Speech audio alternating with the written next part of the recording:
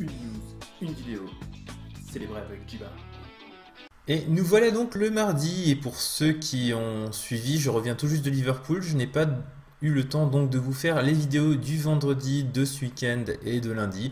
Je vous ferai une petite vidéo résumée, mais a priori pas aujourd'hui, j'aurai pas le temps. On ne regardera donc que les cartes du mardi 10 mars aujourd'hui. On commence donc par Haven of the Spirit Dragon, qui vous permet d'ajouter soit un mana incolore, soit un mana de la couleur de votre choix pour caster des dragons uniquement. Et vous pouvez payer 2, l'engager, le sacrifier et retourner un dragon du cimetière dans votre main ou un Planeswalker du nom de Hugin de votre cimetière dans votre main. On a la Higher Shaman, donc une 2-1 pour un rouge et un incolore. Elle ne peut pas être bloquée par moins de 2 créatures. Elle a la Mégamorph pour un rouge et lorsqu'elle est retournée face visible, vous exilez la carte du dessus de votre bibliothèque et vous pouvez la jouer comme si vous aviez fait un 0 Chandra. Voici une carte en japonais flou, fort heureusement je lis le japonais flou. C'est une 0-4 vol défenseur. Au moment où vous la jouez, vous pouvez révéler une carte de dragon de votre main, et lorsque vous la jouez, si vous avez révélé une carte de dragon ou si un dragon est sur le champ de bataille de votre côté, vous piochez une carte. On continue avec le Warbringer, une 3-3 pour 3 incolores, un rouge, un orc berserker qui vous dit que vos coups de dash coûtent 2 incolores de moins. À mon avis, c'est une très très bonne capacité.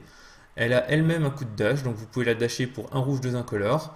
Une fois qu'elle sera dashée, vos autres dashs coûteront moins cher et c'est le moment de balancer des grosses phases d'attaque. Je pense que c'est vraiment une bonne carte. On a ensuite l'Artful Maneuver qui donne +2/+2 pour un blanc et un incolore à une créature en éphémère avec le rebond. Le chasseur de meute dragon, 1 vert 5 incolore, une 3-3 vol piétinement. Elle a la Mégamorph pour 7 et quand elle est retournée face visible, vous mettez un marqueur +1/+1 sur chaque autre dragon que vous contrôlez.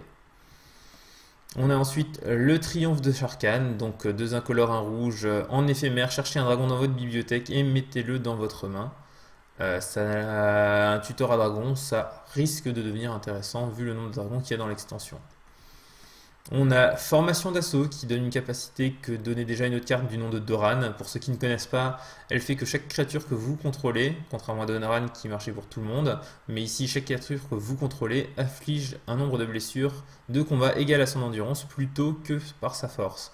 Qu'est-ce que ça veut dire? Ça veut dire qu'un 0-4, par exemple le mur flou japonais de tout à l'heure, et ben lorsqu'il bloquera, si vous avez cette carte en jeu, il met 4 blessures. Si vous utilisez la deuxième capacité qui pour un vert enlève le défenseur entre guillemets puisqu'il vous permet d'attaquer avec une bête avec le défenseur, et bien vous pourrez même attaquer pour 4 avec ce wall 0-4.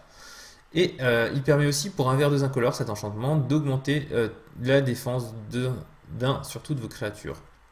Et donc la force en même temps puisqu'ils vont infliger autant que leur endurance. Alors je ne sais pas si à elle toute seule elle justifiera le fait de se jouer parce que ça coûte quand même une carte de pouvoir faire ça et qui ne fait rien d'autre que de faire ça, contrairement à Doran qui était une 5-5 pour 3 toute seule. Mais la capacité est très intéressante et si les cartes qui vont avec sont suffisamment fortes, peut-être que ça pourrait être intéressant à jouer en construit. Ensuite, la carte de la journée, je pense, l'avatar dédéterminé, une 3-2 pour 2 verts, portée piétinement. Alors, on avait déjà des 3-2 piétinement pour 2 verts, c'était correct sans plus. Ici, on lui rajoute la portée, ça la rend pas spécialement meilleure. Mais surtout, lorsqu'elle arrive sur le champ de bataille, pour chaque autre créature qui a déjà un marqueur +1/+1 sur elle, et bien lui, il va en gagner aussi. Donc, il sera potentiellement 4-3, 5-4, 6-5, je ne sais pas, pour 2 verts. Et ça vous fait une créature très balèze. Honnêtement, j'adore cette carte. On a le Myth-Light Loose Horde qui pour 1 noir et 2 incolores seulement est une 5-3. Alors elle a une petite capacité qui dit que vous perdez 2 points de vie à votre entretien. Pas de bol, elle a également le dash ou le Sturman Grift. Ah pardon, il n'y a pas de T. Sturman Griff qui vous permet donc de dasher pour 2 noirs et 2 incolores et donc ne pas baser par la phase d'entretien avec elle en jeu. 5-3 pour 3 mana, c'est vraiment des stats très impressionnantes et très intéressantes. Elle sera certainement jouée également.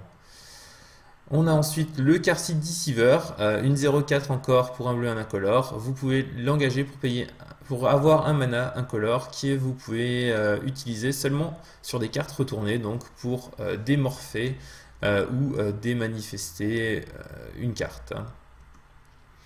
Et si vous ne regardez pas l'émission de Tolki sur Gaming TV, eh ben c'est un tort.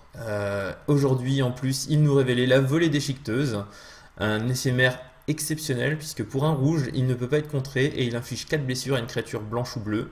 Ça rappelle un éphémère qui faisait ça pour un rouge, un incolore et qui mettait 5 à la place. Mais la volée déchiqueteuse, c'est beaucoup plus fort. Et on fera bien sûr un clin d'œil au jeu Splinter Twin qui se fait absolument ouvrir par cette carte. Il a été également révélé tous les tokens de l'extension aujourd'hui. Je vous les laisse admirer chez vous. Je vous laisse également retrouver les cartes qui vont avec, puisque je ne connais pas par cœur toutes les cartes de l'extension. J'aime beaucoup ce moine Jean qui est en mode lévitation au-dessus du sol, là, très classe. Le zombie est très beau aussi, le dragon sympathique, le gobelin par contre, alors je sais pas, il ressemble soit à un mini Yeti, soit à un Ewok, soit Stitch, un mélange des trois peut-être. Je trouve un peu poilu en plus pour un gobelin. Et on a l'amorphe qui n'a pas changé et l'emblème de Narset. Donc comme tous les chevaliers du zodiaque, une fois que vous avez perdu tous vos sens, il y a un 7e sens et c'est ce 7e sens là qui représente l'emblème de Narset. Voilà, on se retrouve demain pour la suite de l'extension.